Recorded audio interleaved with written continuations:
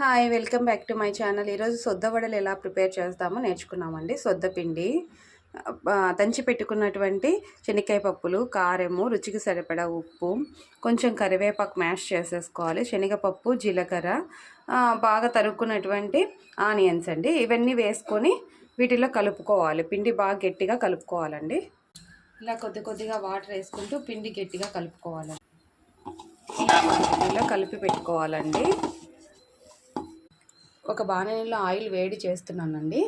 అలాగే శుభ్రమైన క్లాత్ తీసుకొని దాంట్లో కొద్దిగా వాటర్ చల్లుకొని పిండిని ఇలా పెట్టుకొని బాగా పలుచగా ఒత్తుకోవాలండి. వడ టైప్లో. ఆయిల్ హీట్ ఎక్కిందండి. దీనిలో ఈ వడని ఇలాగ వేసుకోవాలి. రెండు వైపులా బాగా దోరగా లైట్ బ్రౌన్ కలర్ వచ్చేంత వరకు కాల్చుకొని సర్వ్ చేసుకుంటే సొద్ద వడలు రెడీ అండి. Please like, share and subscribe my channel.